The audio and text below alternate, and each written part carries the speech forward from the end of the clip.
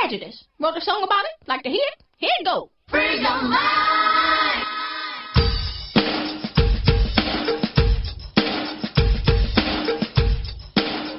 Welcome. Dizzie Mac here with the first lady of sports talk, the one and only Cheryl Smith. And we're joined by the lovely Shimmy Shake Girls and our panel. First lady, hey, it's a nice day out here. Everything is good. Shimmy Shake Girls are in there, purple and gold, power colors. So, kick it off. What you saying? Each week we try to figure out what is going on in the sports world. Not the plays of the week, more like the players of the week. Are they trying to tell us something? So we ask, what you saying? Fly, little birdie, fly. Time keeps on slipping into the future. Time keeps on slipping, slipping, slipping into the future. So I want to fly like an eagle to the sea. Fly like an eagle, let the spirit carry me. I want to fly right into the future. The little birdies known as the critics of the life and career of Muhammad Ali flew far away for good. Wow. Not one peep from the racist peepers who have flown into the trash bin of history at a time when the focus could be on O.J. Simpson with a great series that is airing those who believe in the dignity of the human spirit are celebrating Spike Lee once when we were kings.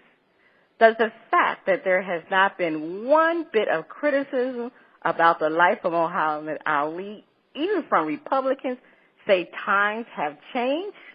Joe Frazier, Ken Norton, Leon Spinks, and the Steve Miller Band are asking, what you saying? Oh. Well, yeah, of course. Times definitely has changed. I mean, from the 70s to we're in 2016. Yeah, times have changed. They are better, but there's still a long way to go for racial equality. Long way to go. I mean, Muhammad Ali always spoke loud and boisterous about himself and the plight of black people. You know, of course, during this stance regarding the Vietnam War, white Americans did not like Muhammad Ali. They didn't like what he stood for. They didn't like the fact that he was a Muslim. They didn't like the fact that he changed his name from Cassius Clay to Muhammad Ali. You know, a lot of them wouldn't even call him Muhammad Ali. They still called him Cassius Clay. So how did white Americans get to this point today where they revered Muhammad Ali? They love Muhammad Ali. So there's two things that I think that they're at this point today. Number one, you know, Muhammad Ali was always that boisterous type of athlete. You know, like you said, he spoke loud, he spoke proudly. But the one thing that Muhammad Ali has done because of his Parkinson's disease, he literally has lost his voice. He's no longer vocal. He's no longer that brass, boisterous boxer that he was in his 20s. So I think what happened is white Americans feel that he's less intimidating to them at this point of his life. You know, they feel probably safer around Muhammad Ali now because he's a quiet giant. You know, he's very calm and peaceful now. So this version of Muhammad Ali is really well liked by white Americans. Now, on the other hand, black Americans, you know, they were saddened by the fact that Muhammad Ali basically lost his voice. You know, we were so proud of the fact that he had a big, powerful voice and he spoke for us. You know, I was really sad too when the first time I saw Muhammad Ali, he could barely speak. All I remember him was waving his hand. So, I mean, you know, that's one thing that we don't see in Muhammad Ali because of the fact that the Parkinson's disease has taken his voice. And I think that's the reason why white Americans, they feel safer. They feel that he's not intimidating. And the other main reason I think they honor him so much today is because he lit the torch at the 1996 Olympics in Atlanta. He had received so much respect from everybody, and particularly white Americans. I mean, when you saw Muhammad Ali struggle to light that torch, you know, his Parkinson's disease had ravaged his body.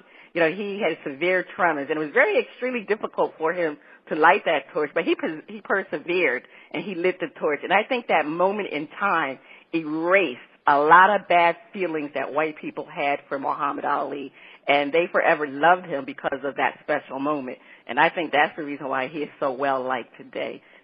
Those are to me the 2 poignant reasons that I feel white Americans like Muhammad Ali. Dizzie Mac, what do you think about this?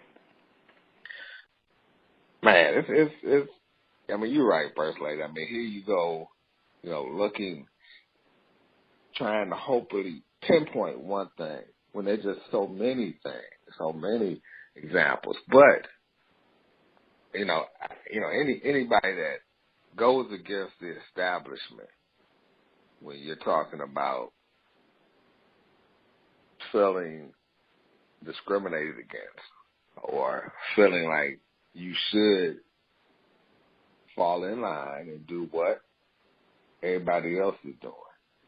When you look and say, hey, one of his famous quotes, I ain't got no crime or no Viet Cong. When you make a statement like that and then stand up and say, hey, because of this, I'm willing to sacrifice livelihood that makes me the baddest man in the world, being a heavyweight champ. Everybody knows you're a bad man. I think that right there gives him universal appeal.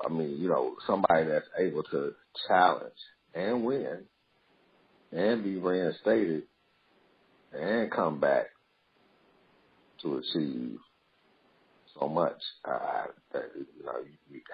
To me, that really makes a statement about why he is such and was such a beloved figure. Everybody can relate to that. Democrats, Republicans, everybody. That was my one first. Yeah, that was my one. I would kind of beg to differ a little bit because the cynical, racist, prejudice, and not shame the show it crowd could care less. Could care less. It is amazing that the very issue that's at the core of the prejudice and racism, which was that he in fact did that he did stand up, in their view, is forever being a traitor. Period. And so I have to respectfully disagree with you there. Universal ain't got a darn thing to do with it. But I will say this. A lot of those old folks done died. The old races are gone. A lot of them done died. A lot of them done died. That's it. And a lot of them have kids who, racist or not, they don't want to go over there and fight somebody else's fight. Mm-hmm. As racist and prejudiced as they are are not the ones lining up to go to Iraq, Afghanistan, Fallujah. And I'm not saying they're cowards. I'm not like you are cowards and they don't want to fight somebody else's war. So they don't have an issue with a guy who, I don't want to go fight somebody else's war. They ain't over here. So they can get with that. Now they can get with that. Now, you come over here, they can get with that. But a lot of them have just I don't mean to interrupt. But there was so many young, old, there was a lot of old people lined up when those are the ones left over. I didn't say all of them died. Those are the ones left over. But you don't think that people really changed the way they view Muhammad Ali over the years? Oh, no, I didn't say that. I did not say that. That part I'm with. But I'm saying that the group who they don't change, they didn't say a peep. There's a group that don't change. You know it. There's a group today that still says the President of the United States somehow or another was born in another country, and the mechanisms that be got him into the White House. They're still there. One of them is actually running for president. One of them is, now that's just how it is. One of them is running for president. So for that crowd not to find that little thing to degrade and demean him and put it out there says a lot. I'm just saying that that's amazing. That's my point. It's amazing, just the clarity of how deep and amazing. That is amazing.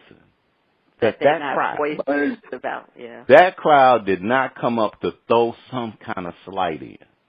And it's amazing. I mean, genuine effect. See, it's not an argument over did he do great things.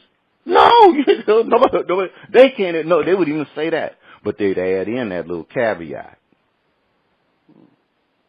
Really, and then they'd add it in, but they can't even say nothing. That's just so how overwhelming.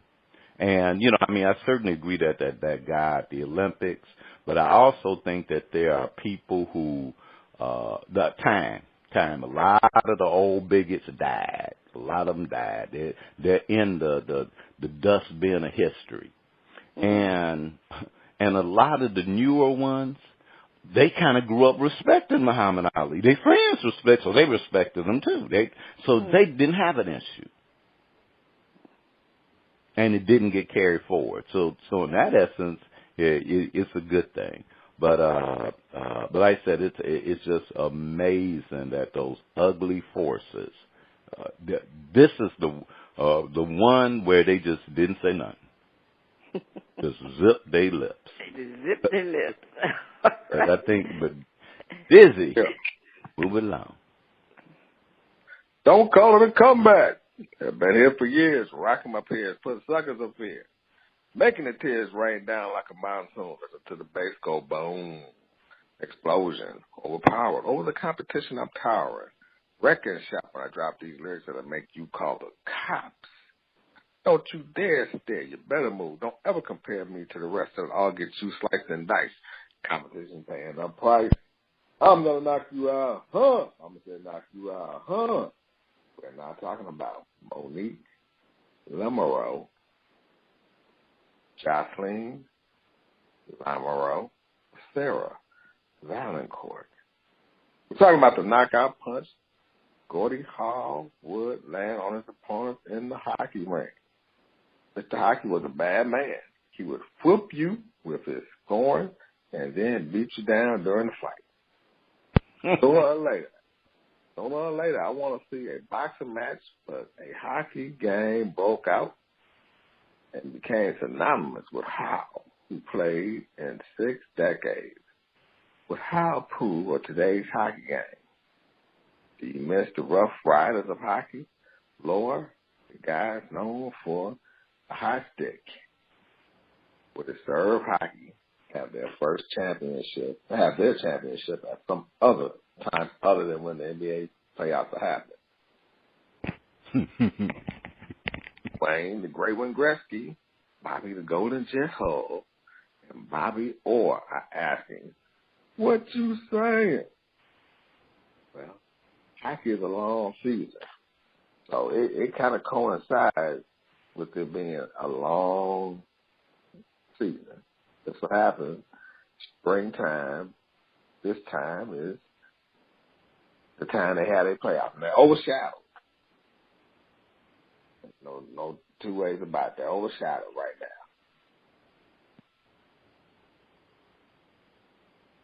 now. And it's a good thing. I miss the Rough Riders of hockey. Guys known for a high stick or a fight. Man, I can remember my brother being a big Philadelphia Flyers fan. Bobby Clark beating the Charge with no teeth. And no teeth is in his mouth. He had been knocked out. Either by the puck or by somebody's punches. But he was a bad man. Bad boy. Bad man. Yes. Yes. I mean, I think Gordie Howe would approve of the game as it is today. It's a lot of action. You got to follow the puck. And it'd be interesting to see how he would contain, and it's a tough game, which, hey, Gordie Howe was known for the high stick. They said he was flashy and draw blood. And another thing, they said do not hit one of his kids. You know, he played with his son, and whenever his sons took a big hit, Gordie Howe will seek retaliation. So you check a Howe in the corner. Believe me, a Howe gonna be checking for that corner. Yeah, I really think he would have enjoyed the hockey as it is today. You know, I mean, he would appreciate being able to score with the best of them and fight with the best of them. First Lady, I know you like a good boxing match. I mean, a hockey game. Well, the only time that I went to a hockey match, they didn't fight, so I was really disappointed. Unfortunately, the fight didn't break out. It was really boring, but no. I mean, yeah, Mr. Hockey Gordie Howe, he definitely would approve of today's hockey game because, as you indicated, you know, it's a lot of scoring now. They're really scoring a lot. It's a more fluent game, but they still have a lot of fights. You know, they still got some feared competitors, you know. I mean, like you say, with the high stick, it probably was more high sticking back when Gordie Howe's day, but you remember they take them sticks now and they just knock people out. In high sticking, there's been some brutal situations in hockey. I can't remember the one that, you remember he took the stick and hit the guy, and it was something that was really, the guy was out for the season. And right now I just can't remember who that hockey player was. But, you know, they had some bad fights still in hockey now. So, but Gordie Howe definitely was one of the toughest hockey players. But he was able to create his own hat trick. You know, they used to call the Gordie Howe hat trick, where you score a goal, assisted a goal, and you had to have a fight. So, you know, he was known for that. But and now as far as the hockey, NHL having their Stanley Cup around the same time as the NBA, you know, hockey this year is having a comeback when it comes to their ratings. It's still difficult to compete with the NBA Finals. You know, the NBA is watched more by people than the NHL hockey. I mean, it's a really small niche that will watch the Stanley Cup. I think they probably should consider either starting their season earlier so they're not in direct competition with the NBA. Or I know they're not going to, you know, reduce the number of games, but they definitely should start early so people can focus more on the NHL Stanley Cup, and then, you know, they can also focus on the NBA Finals. It's very difficult when you have major events going on simultaneously, even though they have it. I can't remember if they had actually they played the same time as if the NBA Finals was actually the same day of the NHL hockey Stanley Cup. I don't remember so far that they actually were in direct competition on the same night. But you know, hockey still has a long ways to go to compete with the NBA. You know, there was talk of sort of like, is NHL better as far as their finals? I mean, right now with the Cavaliers, the way they're playing, the NHL series is probably a little bit more competitive. Yeah, looking kind of good. It it's probably more competitive. I mean, well, hey, the San Jose team came back. They were down 3-1, and they came back, and now it's 3-2. They won on Pittsburgh's arena, so it's a possibility for the Cavs. But anyway, I mean, for those who like hockey, hockey is, I mean, it's a sport that it's on the up. It's swinging upward, I guess I would say. It's no pun intended, but it's in a comeback year. So we'll see how it does. But Gordie Howe, he definitely was one of the greatest hockey players of all time. They used to call him Mr. Hockey. You put him up with Wayne Gretzky. He and Wayne Gretzky are the only two players to have scored 800 goals. And I think Gordie Howe now is third on the all-time list because a couple of people have passed him as far as overall points. Yager, I believe, passed him recently. So, it's a great man in hockey has passed away. So he definitely deserves to be one of the greatest of all time. And we'll see how hockey does with the Americans. I think hockey is fine. Hockey is doing great. It's not they do well at keeping their fans. I don't know if the NBA is doing as well as keeping their fans. Even though they have records, there's that point where with the NBA you tune out. Because you're waiting because it should be a better game, coming along. So, but hockey fans, they're solid. The thing is growing their fan base, and the best way to grow your fan base is the playoffs. Just like there are a lot of NBA got a lot of games. People don't follow every game. People don't get to see all the teams. But then when they get to the playoffs, so the NBA's playoffs, you get to see them. And then the same with the NFL. It's the playoffs. You get to see, it's those big playoff games. And when your big playoff games are being overshadowed, you're not in competition with them. They're just overshadowed. People who could be new fans miss out. And that's the thing. They have to find a way where they can get the time and where they're the featured playoffs, because people will tune in for a playoff just to check some. Oh, these supposed to be the good ones. Well, let me check it out, and now you get some new fans. But first, you're talking about for the NHL. Yeah, for hockey. Yeah, hockey, yeah. Yeah, they got, whether that start early or do something, but because they're not in competition with NBA fans. They're not even in competition with the NBA for new fans. But they're being overshadowed. That's a fair point. They're being overshadowed because that's where the attention is. And it's like, hey, you need some free space.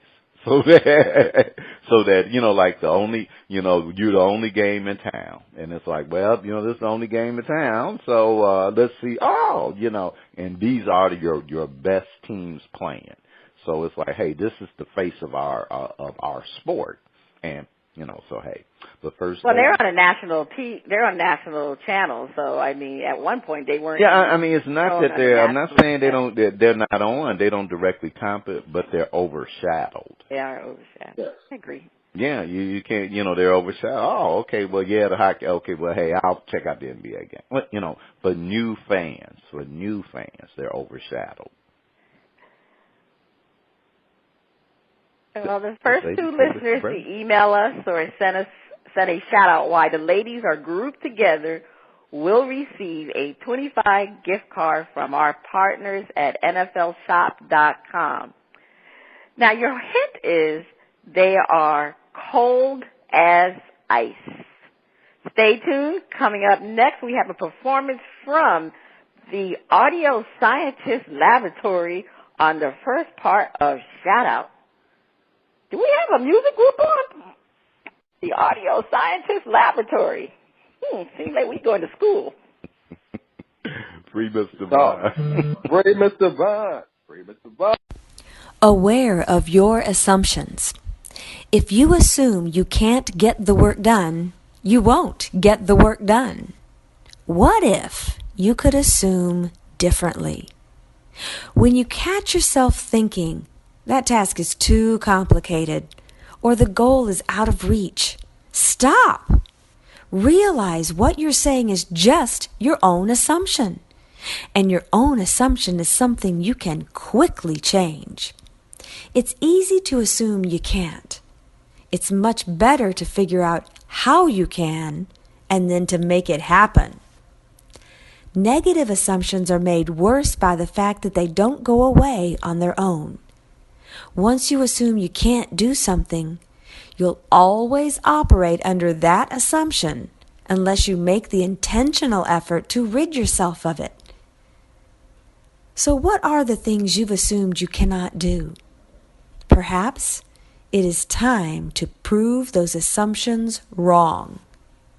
Assumptions can forever hold you back, or they can light the way and push you forward.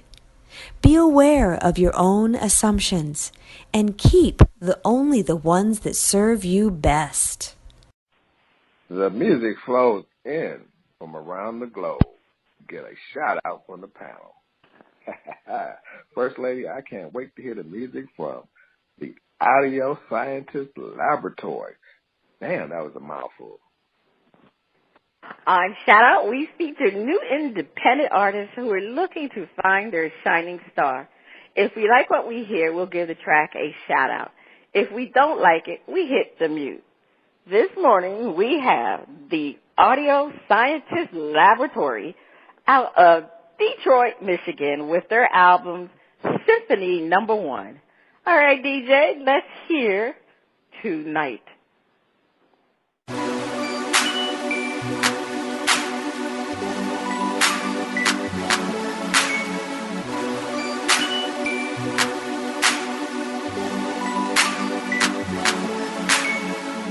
We gon' get this in non-stop. Shake that cool bottle till the cap pop. Just leave the rest to me. I got the recipe. Swerving every curve of her, I'm learning tonight. Now listen up. Open your mind tonight. And baby, I swear tonight you're mine. And you know this love feels alright. If I kiss you, would you be mine? Oh, tonight, tonight. Oh, tonight, tonight. If you with it, girl, then come get it, girl. Promise you won't forget it, girl. You a real one and I recognize that fine body, them pretty eyes. That view of you and this better mind. Had a think about wedding ties. Real one and I recognize that fine body, them pretty eyes. That view of you and this better mind. Had a think about wedding ties. Yo, I need your love. I'm feeling for your heart tonight. The sweetest touch of your soft hand in mine. Now let's get up into this tonight. Let me love you forever tonight. Oh, tonight, tonight. Oh, tonight, tonight. You was talking all of that game, but to me it don't mean no thing. If you can't show me what you was just saying, you made that swift move to me, girl. Must've had you whip on swerve. I know that I rap, but I don't take lip service, just strip service or curb. So make them hips move for me, girl. Or you got tricks up in your sleeve. The way that perkin', I know you was working to get that up in them jeans, So tell me just what I like. As long as your words can match your work, then it's gonna be a perfect night, yeah.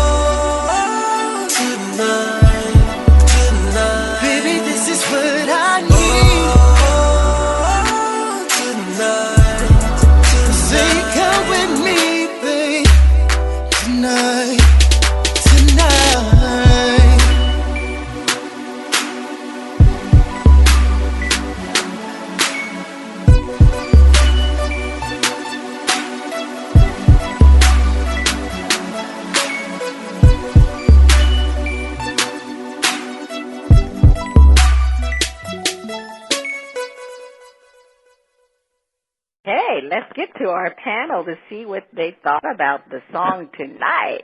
Dizzie Mac, what did you think about it? You going to give it 2 thumbs up, or you going to hit the mute button?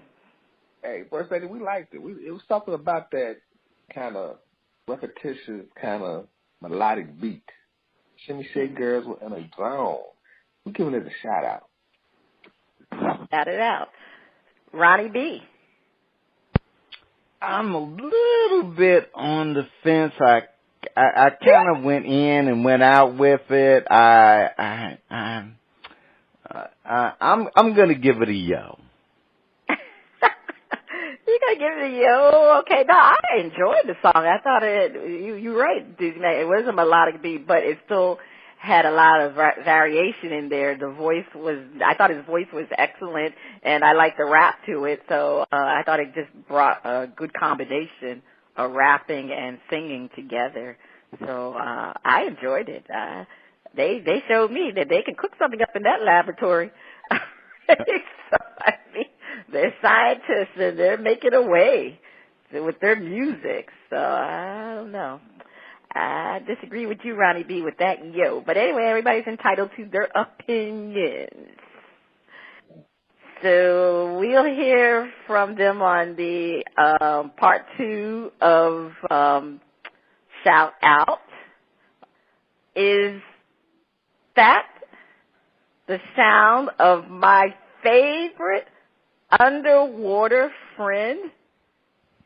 Is it time for Flip It?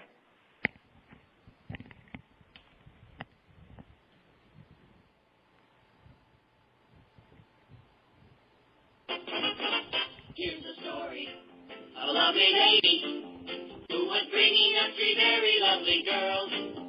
All of them had hair of gold, like their mother, the youngest one in curls. It's the story of a man named Brady who was busy with 3 boys of his own. They were swarming, living all together, yet they were all alone. Till the one day when the lady left his yellow, and they knew that it was much more than a hunt. But the truth must all know for my family. That's the way we all became the Brady Bunch. The Brady Bunch. The Brady Bunch. That's the way we became the Brady Bunch.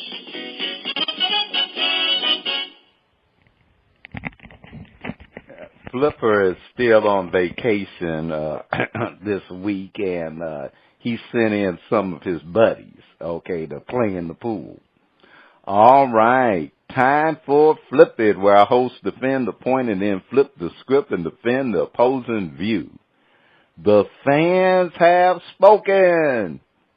They loved having Dizzie Mac on the hot seat with the political twist on sports. So we are doing it again. Speaker Paul Ryan and Senator Elizabeth Warren are both shining stars within their parties.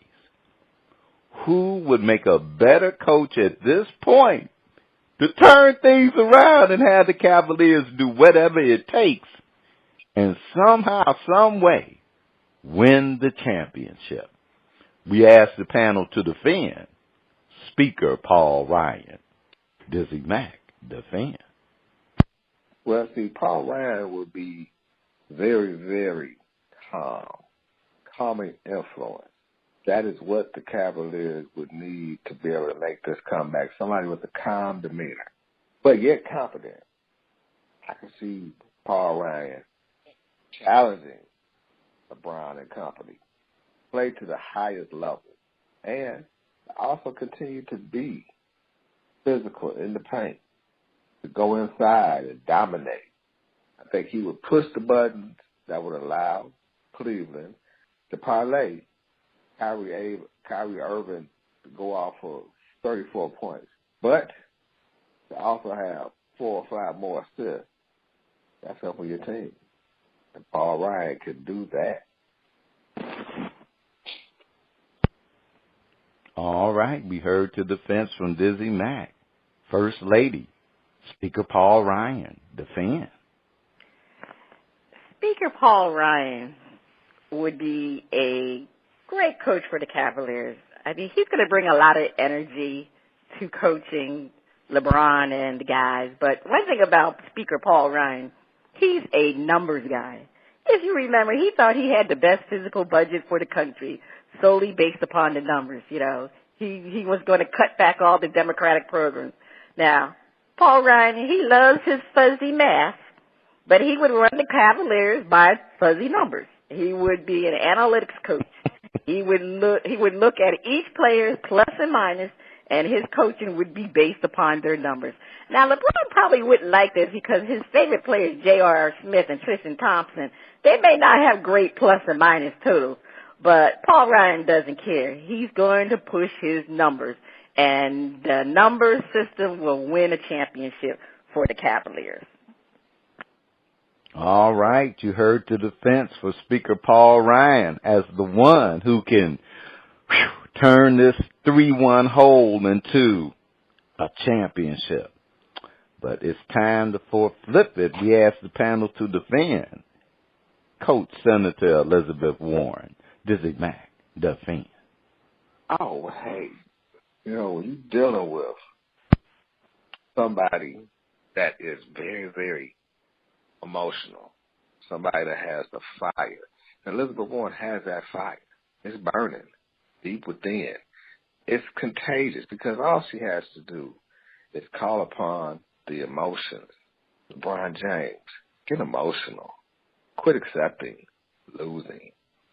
Learn how to be an effective winner, not just a one and done, and then adios, see you later. See it, wouldn't want to be it. I really think that this is the kind of coach that Cleveland needs, somebody that's going to be very, very much spoken for, outspoken, and appeal to their heart. Now, trying to be, you know, ain't nothing like getting talked about by a woman, and she's right. That hurts, and she would put the sting to LeBron and company by talking about them, making sure that, hey, it will hurt. Not only you see it, the Cavaliers, but, hey, I think it would parlay her into having a long-term contract. Get some heart. Long-term contract. First Lady with the final word. Defend. Well, Elizabeth Warren, you know, she is not really well known. Probably just about half the public probably know who she is, and probably people don't even have an opinion about her as of yet, you know. But her image, for those who know her, is very much a public's image of Hillary Clinton, with one exception. She is more liked than Hillary is. Now, being a well-liked person, I find that Elizabeth Warren would be a great leader for the Cleveland Cavaliers. She won't be as calculating as Hillary is, but she will be able to galvanize LeBron and his teammates to do well in the championship. She'll be able to root them on and for them to be able to beat the Golden State Warriors. Look, a woman always knows how to show men what to do. I mean, women have been showing men for years what to do. Keep in mind, the first women to show these players were their mothers, and Elizabeth Warren will be like their mother to it, be like a motherly figure. So she's definitely going to show them how to win a championship.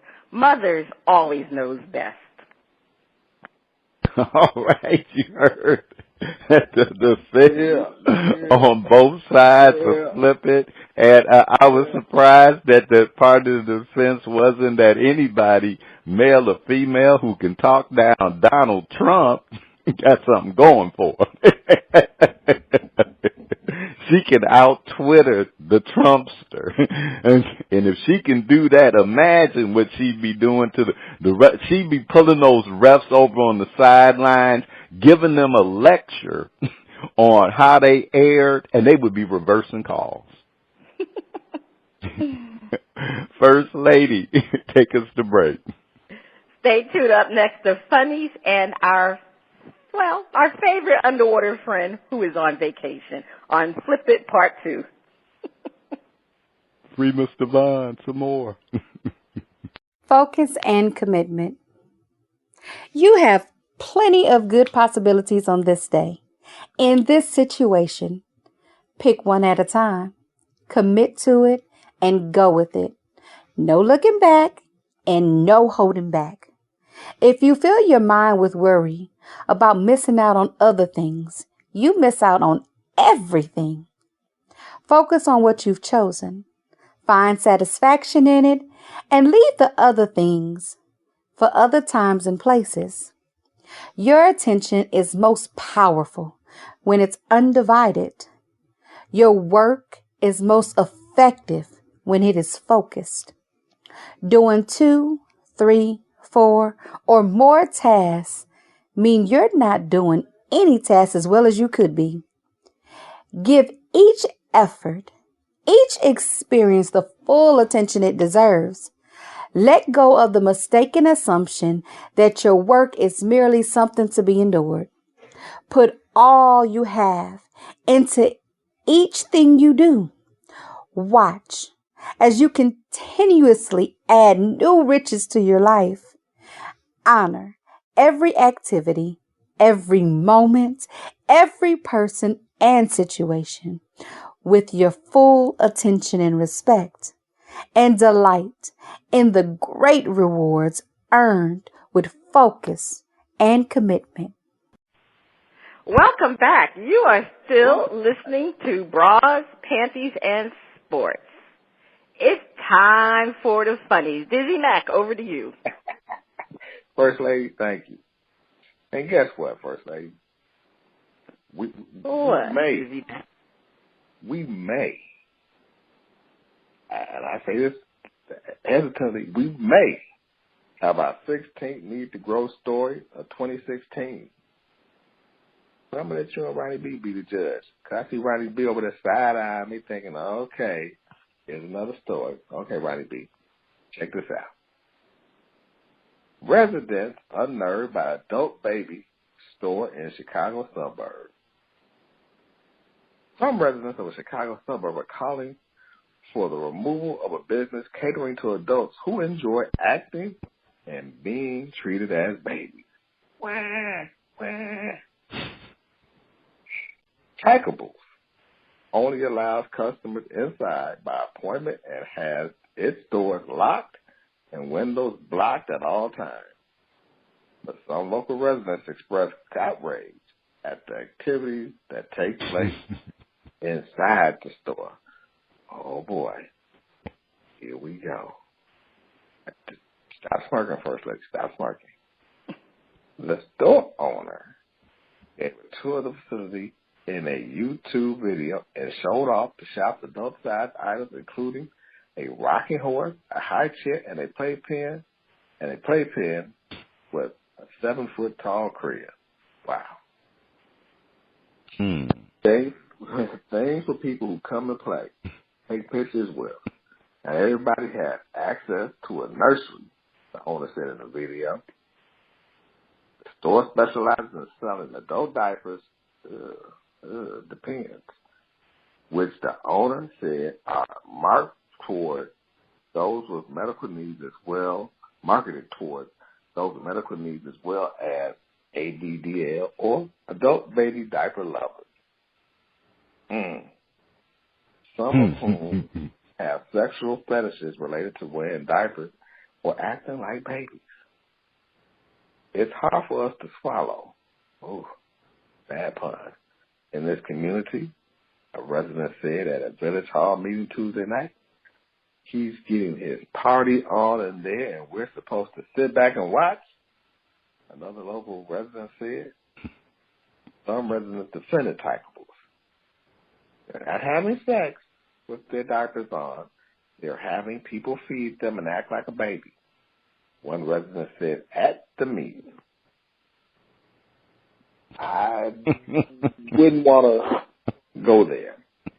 Wouldn't want to be in a crib or walk around with adult diapers on.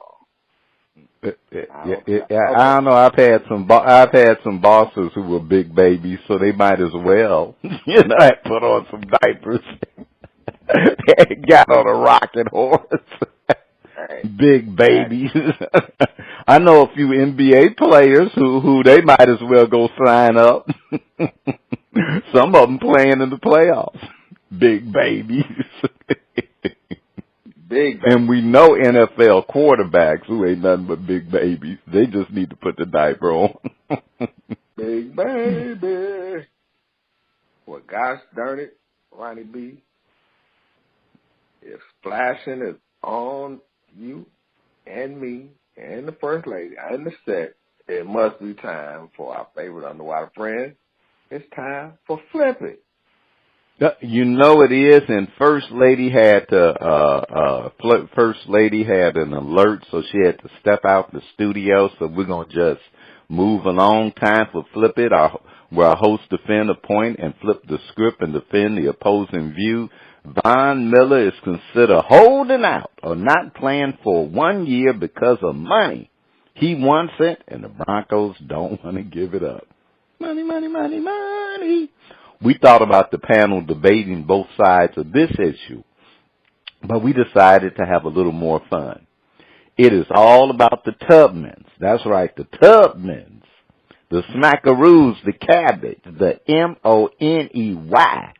When it comes to professional sports, we wonder, will we see a player within the next 10 years in either the NFL, Major League Baseball, or the NBA get a $1 billion contract? Panel defend, yes, Dizzie Mac. All right. Well, when you look at Von Miller, money has motivated him. He's seen it. MVP of the Super Bowl. And hey, he's looking at it. He is looking at it.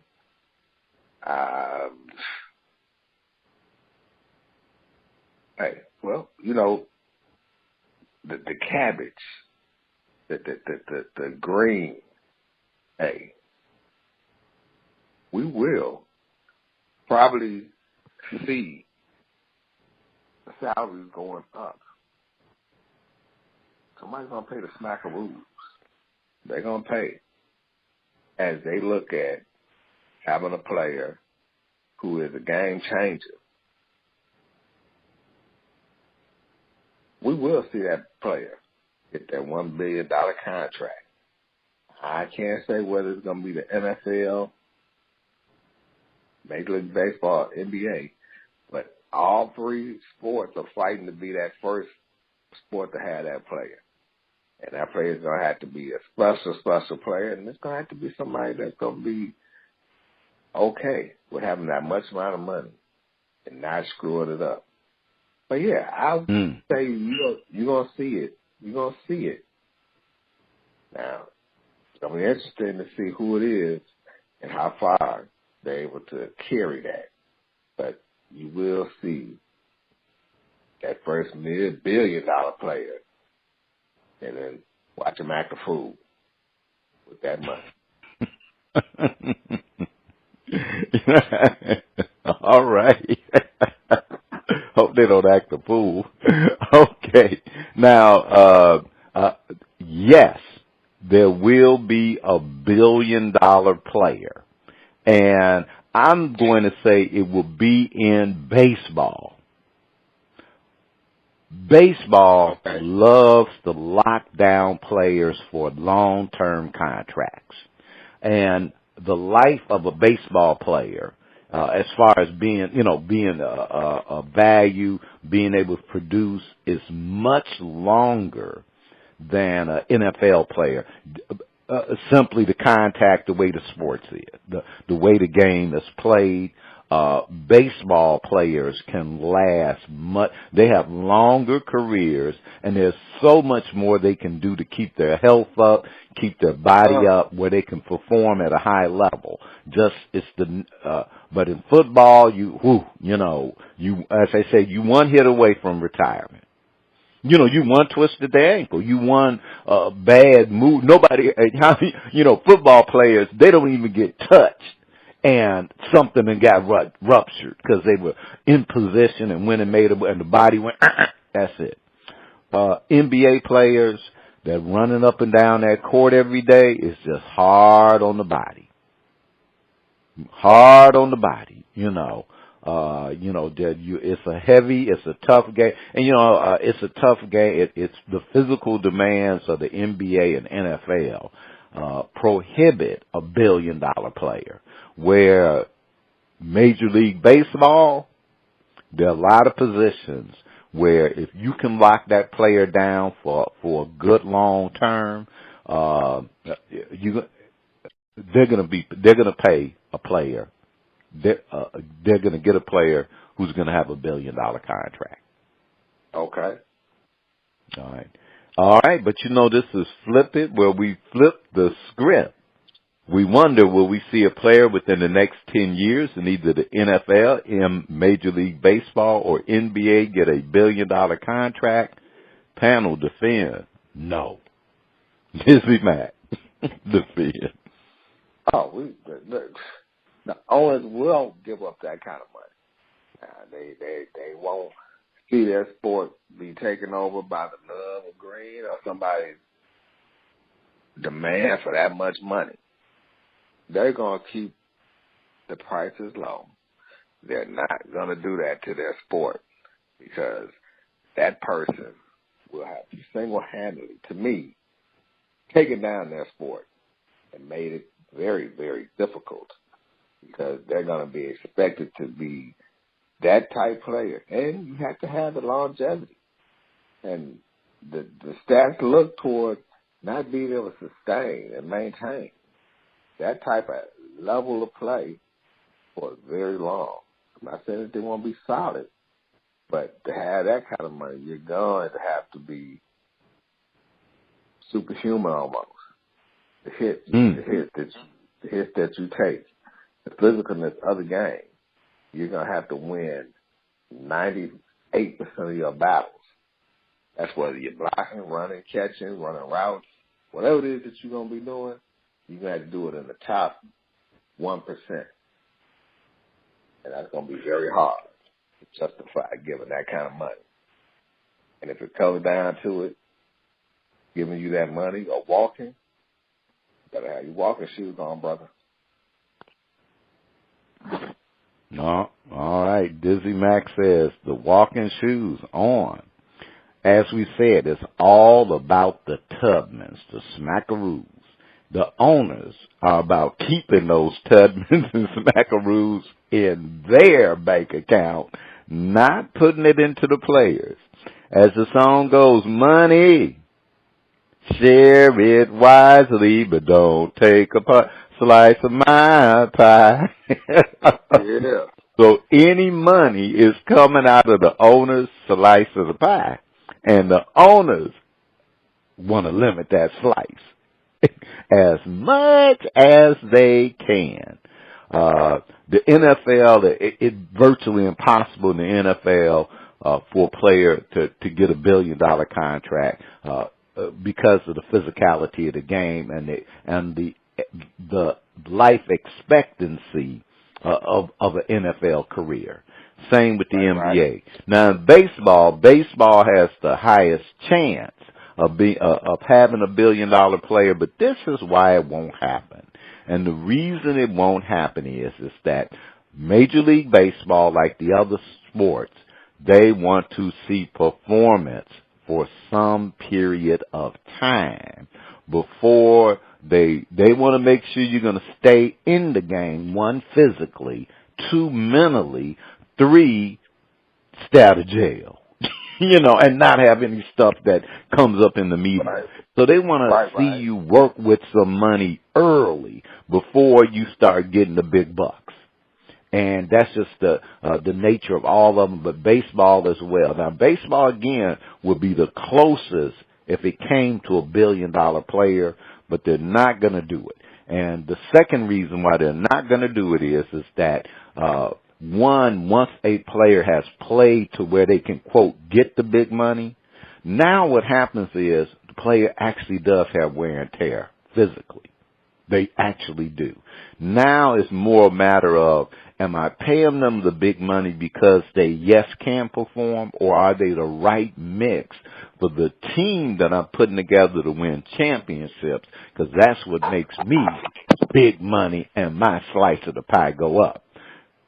There are few players who are that talented where bringing them into the mix of a team that can do that would be worth the price. You got them. You got some who can do that, but none of them where you would lock them down, given that they would have already played some time to prove it, and now you do have to go with, well, hey, I can lock you down for 4 years, but hey, you're going to start heading toward that point where if you go beyond that, will you be able to keep up the level of play? And I'm not going to spend $1 billion on that. So you've heard the defense this week. On the other side of the break, we have another performance from the Audio Scientist Laboratory on Shout Out. Please stay tuned. Pay me the money. I'm working. I'm working. Slice of the pie. I want a double slice. Self-image. I see myself in the likeness of my Creator, God the Good. I am a child of God with divinity woven into the fabric of my being. My true nature is peace, love, and joy. I see myself as being divinely good and inspired by Spirit. Yet, there could be times when, in my humanness, I express myself in ways that may not reflect my true divine nature. Rather than berate myself for any missteps, I take time to once again turn my mind to God. I reconnect with the loving qualities of the divine and remember the truth of who I am, a reflection of my Creator. Every moment is a chance to more fully express my God-given qualities. I am a better person when I am one with the one who created me. Welcome back. You're listening to Brawls, Panties and Sports. It's time for Shout Out Part 2, the picks and the finale. The music flows from around the globe to get a shout out here from the First Lady and the panel. Ronnie B, over you. All right, the First Lady had to leave the studio, but she didn't take the tracks with her. We have a performance from the Audio Scientist Laboratory with their album Symphony No. 1. Let's hear Let Me See Them Hands High. DJ, please roll that track.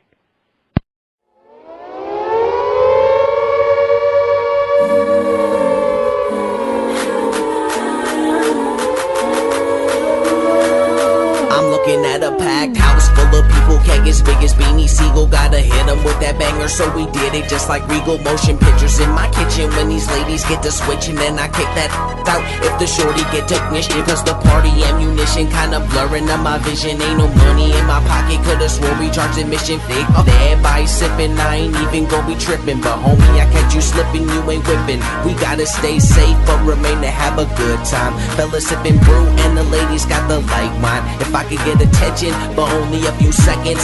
DJ, can I get the mic? He said the flow is all mine. Let me see them hands high, like you reaching for the ceiling. Let me see them eyes low, if you feeling how I'm feeling, And if the homie one dance, love mama, let him get it. It's nothing but a party in this building. Let me see them hands high, like you reaching for the ceiling. Let me see them eyes low, if you feeling how I'm feeling. Ladies looking fine with they dresses all revealing. Get those people off the street, cause it's a party in this building. Let me see them high.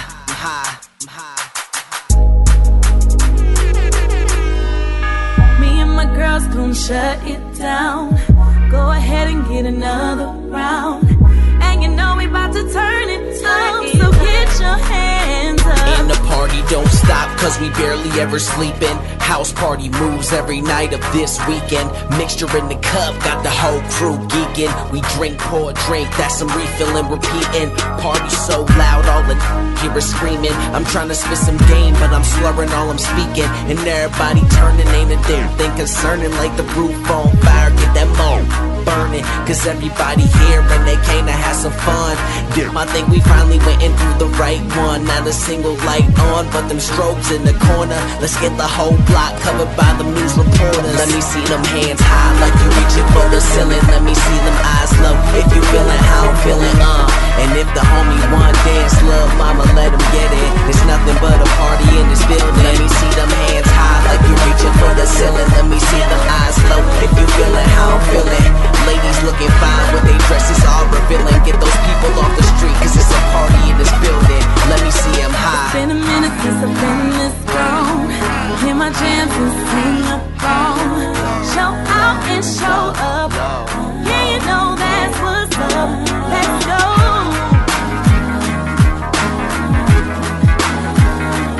Let's go. Let me see them hands high like you reaching for the ceiling. Let me see them eyes low if you feeling how I'm feeling. How I'm feeling.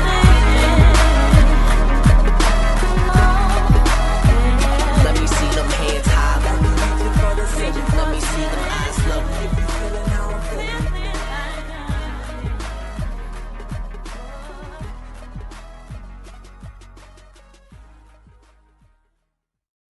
All right, that was the Audio Scientist Laboratory with their album Symphony #1. The track was Let Me See Them Hands High.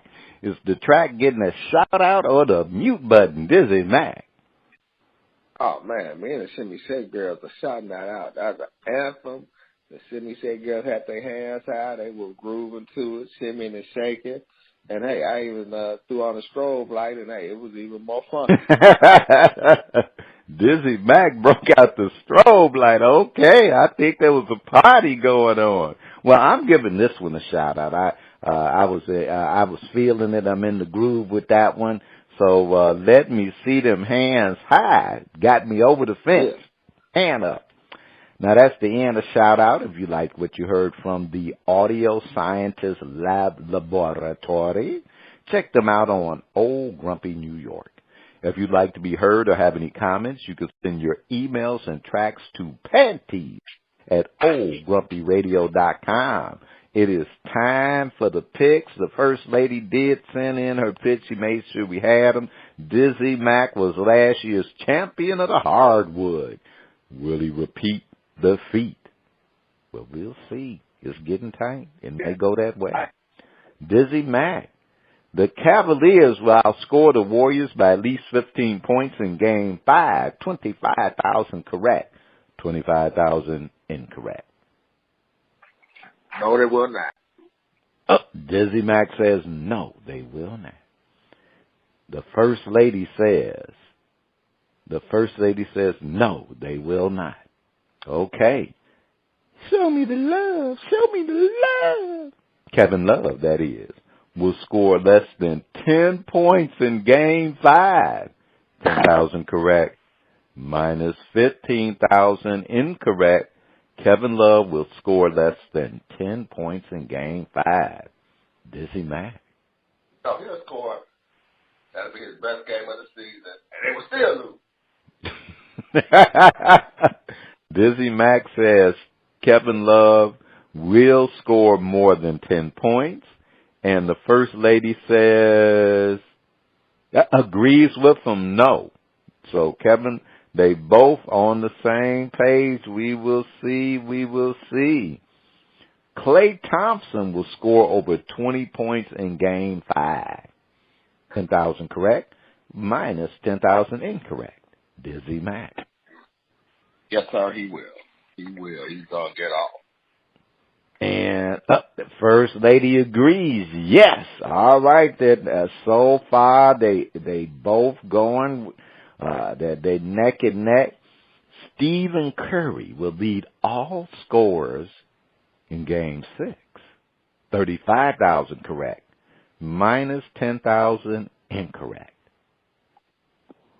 no, because it was only going 5. Dizzie Mac says no. And First Lady says no as well. All right. So far, there will be no movement. LeBron James will have more steals than Klay Thompson in Game 5. 15,000 correct, minus 5,000 incorrect. Dizzie Mac. Yes. LeBron is going to go out on his sword. He's going to go out on his shield. All right. Well, and First Lady agrees. So far they have agreed on every item, on every pick this week. The Warriors will break a record for 3-point shots made in a single quarter in a final series. 25,000 correct, minus 15,000 incorrect.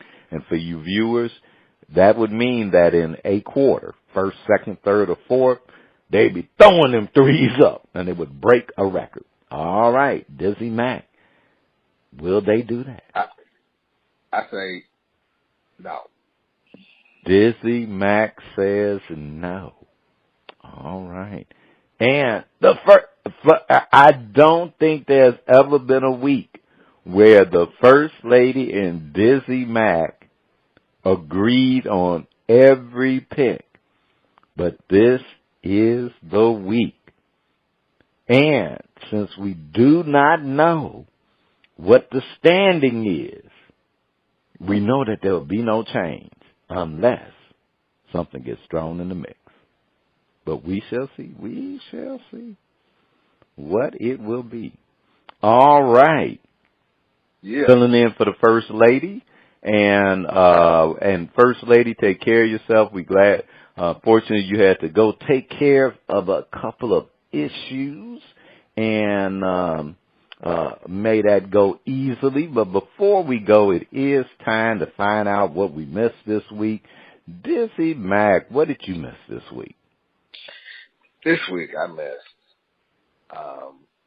missed Trace Thompson playing in the Bay, trying to keep the feet warm for his big brother while he's out in Cleveland putting in work. I missed how he did last night. He was looking to quiet the Bay Area fans from calling him Clay's little brother. So I missed how he actually did. But Trace Thompson of the Los Angeles Dodgers. All right. Okay. Now, wow, I missed that Russell Westbrook is withdrawn from the 2016 Olympics. He's saying that it wasn't easy, but he really felt that he had a few concerns about that Zika. No, wait. He did not say he had a concern about the Zika. Don't let me put that on there. He did not say that, but he did not say if he needed rest and recuperation or concerns about the Zika virus. He just said, hey, I think I'm going to take a pass on it. And no one could blame him. I mean, hey, your health is the ultimate. Take care of yourself. But then I think it might be a little bit more of a, you know what, the only championship I care about is that NBA. So I think it might be a little bit of that going on. That, man, it's an honor, but you know what, my mind, so, whoo. We'll see what happens next season. All right, you have been listening to Bras, Panties, and Sports. This is Ronnie B filling in for Cheryl Smith, Dizzie Mac, the Shimmy Shake